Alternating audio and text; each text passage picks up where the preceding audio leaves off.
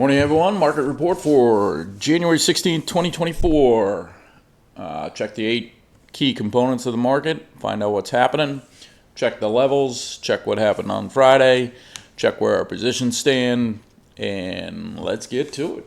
8:34 a.m. on this Tuesday, shortened trading week. All right, first and foremost, let's check what happened on Friday. Large cap was clearly in the control. Relatively choppy day. I think it was just a function of long weekend coming up, and people were kind of getting out for the weekend. So nothing necessarily too earth-shattering there. Just kind of a choppy trade. Small cap value obviously took a 0.75% hit. Overseas so far, we have the Hang Seng in Hong Kong take a fairly sizable hit, down 2.3%, and the Japanese continue to trend, which is a opportunity to jump on the momentum trade. What did the big players do? These are ETFs. Clearly a shift toward bearish. There was 50 cent on the VIX might have come back out. We did see a large VIX transaction on Friday, and so there's potential that and it was for I believe a mid-February expiration.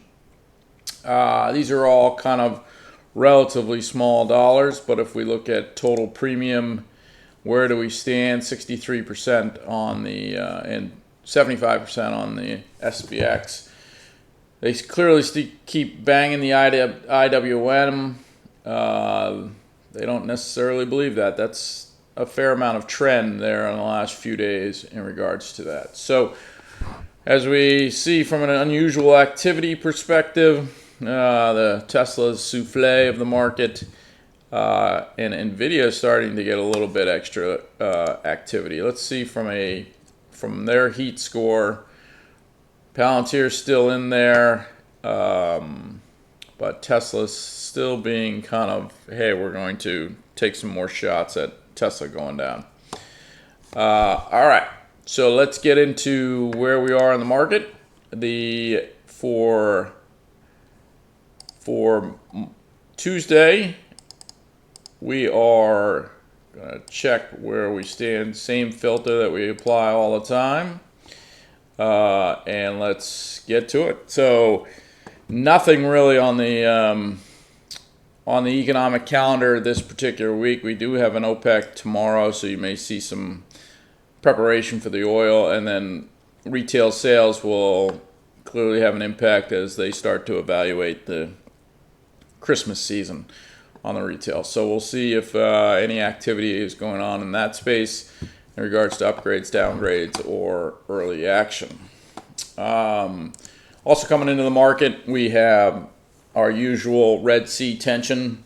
So oil, I just saw an update. Shell is not shipping through the Red Sea anymore. So tensions are starting to build a little bit more. We did have a couple of missiles from the U.S. hit Iranian-based areas, not in Iran, but in the Houthi region. And so tensions are starting to get a little bit more, it appears.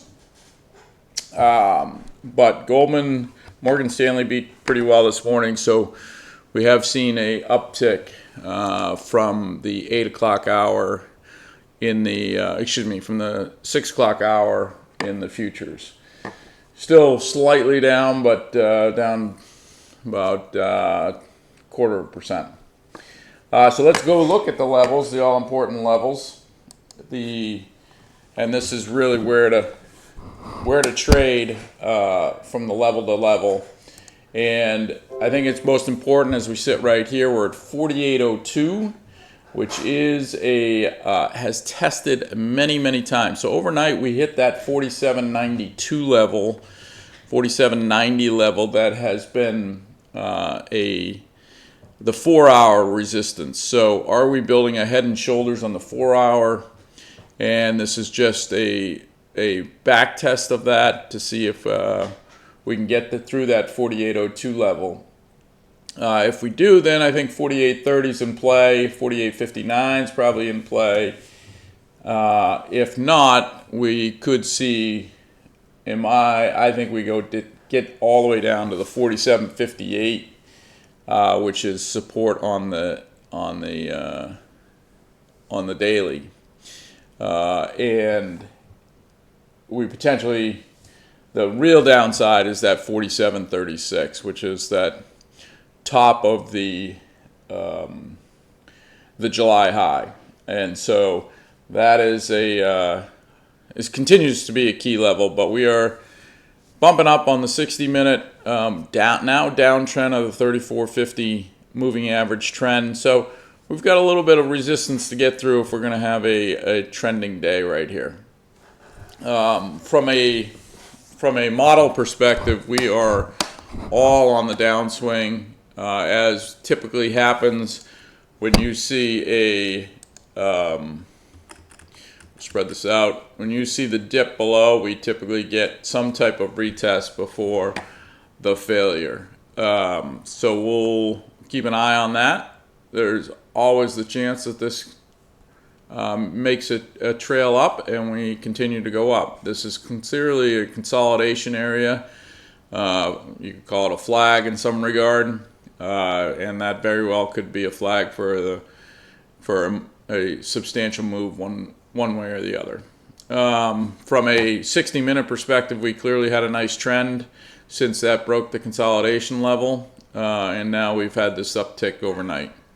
So we'll see how that plays out. We have a 48, looks like a 48.06 pivot level, 48.11 pivot level, both daily and weekly, and that's something that is closely monitored. I'm still a cautious bear.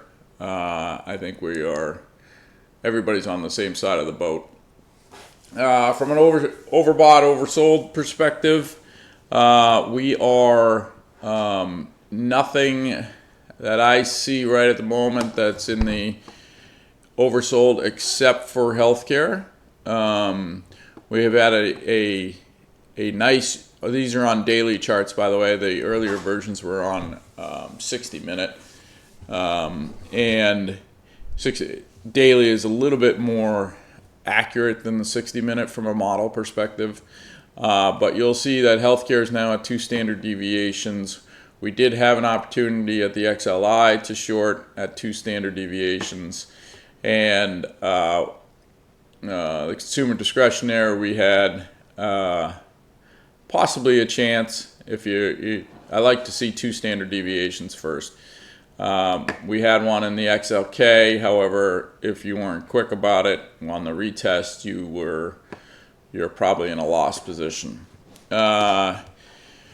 Okay, and then from our intraday, this is a new model showing you guys where this is an intraday strategy.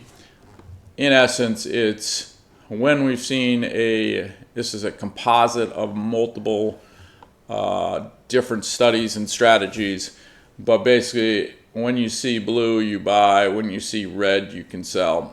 Red is sometimes doesn't always work perfectly, like this example.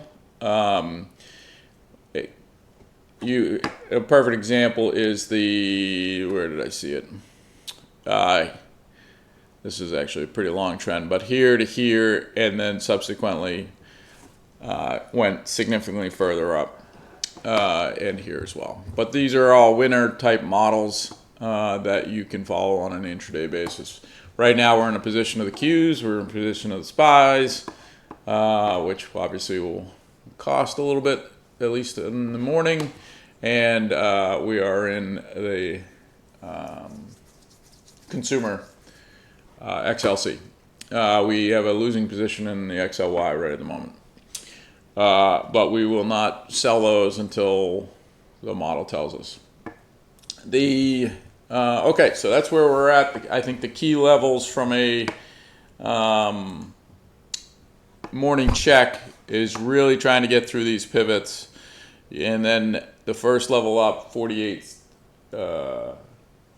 is what I think is the 48.30 level, which is pretty much at the top of this recent run. All right, well, who's doing what in the morning? From a buy perspective, from the top analysts, we do have some consumer work stuff, Dick's and Costco, and you see a little bit of pretty good semiconductor activities. Qualcomm, Advanced Micro, and Nvidia are all getting upgrades, so we see them as green in the morning. And that's definitely something that we'll keep an eye on. Here's another Dollar General, Target. These guys are jumping in front of those retail sales numbers. We'll see if they're right. From a sell perspective, where's our activity? Tractor Supply, 12% downside.